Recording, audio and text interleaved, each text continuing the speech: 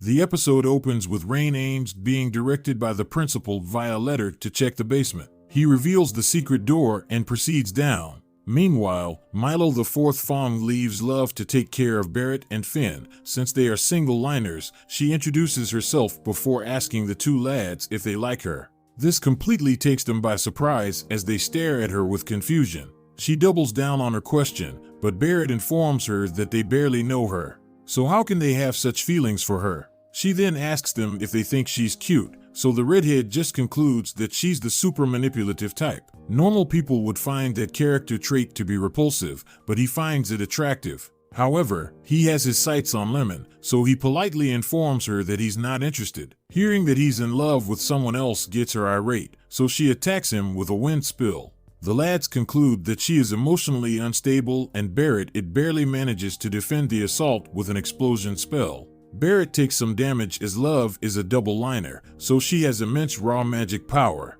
Love shouts that all girls are born princesses, so they are supposed to be serenaded and served. Any guy who can't meet that standard can die in her mind. Based on that explanation, she asks them again if they like her. Barrett gives her the same answer, but before he can finish, she punches him with a wind attack that sends him flying. Love reveals that her dad gave her the go-ahead to end any guy who doesn't cherish her. Barrett stands up disagreeing with her dad's statement. The guy acts on his viewpoint by shooting some fireballs at her. Love is confident that she can easily defend against it since her magic power is greater. But she is surprised to learn the attack was not aimed at her, but at the floor around her. It creates a smokescreen that blocks her vision. Love figures this out quickly and swiftly counters as he dashes for her wand. Barrett is knocked back again, which results in his headband coming off this time around as he lands. Love mocks him for being too weak, stating that it is almost impossible for him to beat her. To further emphasize the bleakness of their situation, she discloses that Milo can turn the person that opened the underground door into stone. It takes effect approximately 2 hours after he begins to store energy. Meaning if they don't defeat her and get to him in the next 30 minutes, Mash will turn to stone since he's the one that opened it. She casts a wind cage spell that attacks Spirit. While ambushing him in the tornado, she feels sorry for Mash for having to put up with such weak friends, but she also has the sentiment that he deserves it for going up against their leader, Abel. He is foolish for fighting against someone without knowing their true strength. Barrett can feel like he's losing his life as the wind rips him to the point that the pain can be felt in his skeleton frame with the way things are going. He knows that she outclasses him and concedes that there is nothing he can do about it. Barrett gets a flashback to when he was younger and a bit of a pushover. His peers tried to take advantage of his non-confrontational manner by confiscating his new broom, but his older sister teaches the kids a little lesson with an explosion. When the kids scatter, she advises a young Barack to fight for himself. Otherwise, he will feel guilty if he can't fight for that real friend that gets sad or angry on his behalf. Such people only come once in a lifetime, so he should never betray a friend like that. This segues into another flashback when Mash got angry when Iron and his accomplice were mocking Barrett after beating him. He too feels like he can't let Mash down, so he begins to fight against the tornado. Meanwhile, Love makes her way to a terrified Finn to finish him off. As she prepares to end him, Barrett breaks through the tornado. The redhead states that he can't let things end like this. When she mocked his friends, Barrett has a cross on his forehead under the headband. Love has a look of fear on her face as she comments on the increase in his magic power. She tries to attack him with a wind spill, but he matches it perfectly on this occasion as she wonders how this is possible. Love notices that cross on his forehead and states that she has heard about it before. The girl explains that some children are born with a warding cross on their foreheads. They're battle demons whose magic power amplifies when they are pushed past their emotional threshold. These individuals are called the Anicaps. He unleashes his barrage of gun explosions, calling her a scumbag, which is heavily inspired by MASH. The attack lands around Love. He makes it known to her that he doesn't like picking on girls, so he tells her to get lost. His kind gestures move Love to tears as she thanks him for his leniency. This shows that she has accepted her defeat. Finn is impressed that he was able to defeat the fifth Fawn on his own, and his shot that buried is a double-liner, just as Finn prepares to vocally congratulate his friend on the victory. Milo interrupts with a sudden attack, but Barrett rushes in and takes the hit, knocking Finn back down to safety. The fourth Fong steps up, berating Love for not being able to deal with what he sees as fodder but low-key. The redhead is not sure he can take on such a powerful opponent in his current condition. Love further points out that Milo is a prodigy, as he is the only first-year student among the Magia Lupus. He launches a stone hand attack at the lads, but as they approach, a sword comes flying from the entrance and introduces itself without consent to his gut, instantly knocking him out of commission.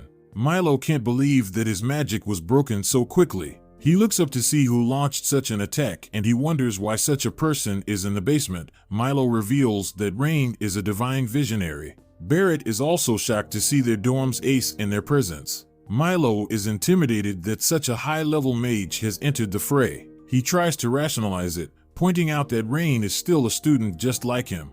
He knows that he doesn't stand a chance, so he tries to reason with him, but uses it as a cover to launch a sneak attack. But the ace just cuts it in half with ease. This only annoys Rain, who calls Milo a piece of trash before he summons a sea of blades. Faced with such overwhelming power, Milo wonders if Rain is a student.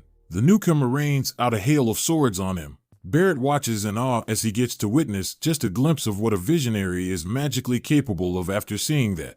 Love quickly removes her Magia Lupus merge and comments on how she wants to defect Adler. At this point, Milo has been completely apprehended and just can't believe the difference in strength as Rain steps up close to him. Milo tries to explain that he had no choice and pleads for forgiveness for not being able to resist Abel's pressure. The visionary has a mash-like unbothered facial expression as he kicks Milo in the stomach. He begins to repeatedly kick and stomp on the poor guy as he comments that action is the most important thing in the world. Now words, Rain doesn't even trust the words that's come like him and believes that it is best to teach Milo's type through pain with this merciless lesson. They will never consider making the same mistake again.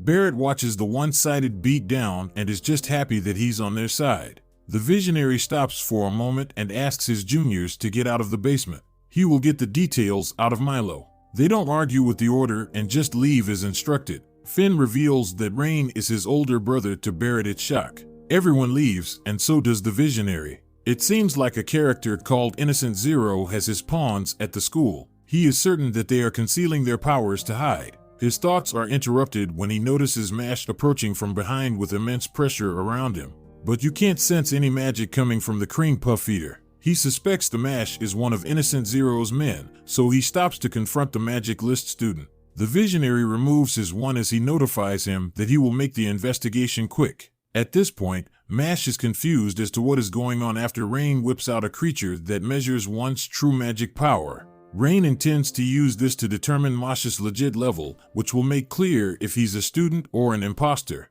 The creature brags that it has profiled the power of thousands of magic users. If he's a regular magic user, he will be let go as soon as Mash expresses his reluctance to participate. Rain doesn't hesitate and fires one of his swords at him, but Mash blocks it with his 2 fingers. All the while, the creature begins to measure his magic power. Mash politely wants to know why he's suddenly attacking and warns him that that is dangerous and barbaric. Rain suspects that he didn't use magic. The power measuring creature begins to get scared when its reading comes out as 0. It just takes it as a miscalculation. The visionary is a little surprised that the creature can't pick up any power. Rain decides to increase his attack percentage a little, which summons more blades. They quickly attack Mash again as it looks like they have pierced him. However, upon closer inspection, Mash uses it to make a chair to sit on. Rain is surprised that he managed to do such a thing.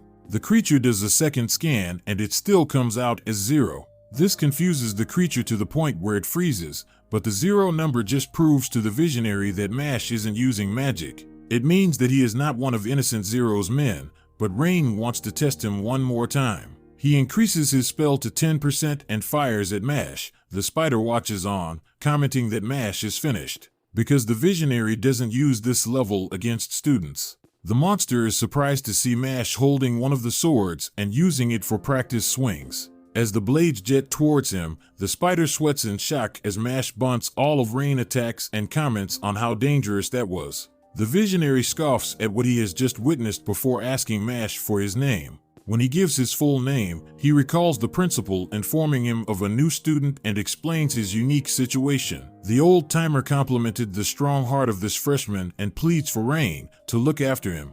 The visionary apologizes for the rudeness when he realizes that he stands before that student. Mash doesn't accept his apology initially, but he relaxes a little when he's given a magic kerchief that will heal his wounds. Mash realizes that there are rabbits on it and assumes that Rain likes rabbits. The two blood characters stare at each other for a moment before Mash thanks him for it. Rain warns him to be careful if he's going after Abel. Mash is surprised that he knows, but his senior informs him that the headmaster told him that Mash wanted to be a divine visionary. This will mean that he will naturally have to face Abel's, since the guy is one of the candidates to win it currently. His doll magic far exceeds what's required of a student. He admits being surprised that Mash could block magic with his bare hands, but without any magic he is sure that he's going to have a tough time.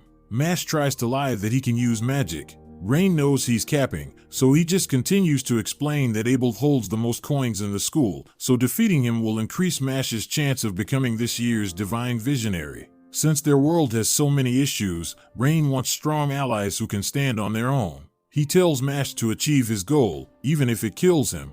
Rain casually leaves after his information dump. Mash thanks him and is confident that his senior is a good guy at heart. Mash proceeds to face Abel but breaks the door again while entering. The leader of the Magio Lupus comments on it as they prepare to fight. That brings the episode to an end.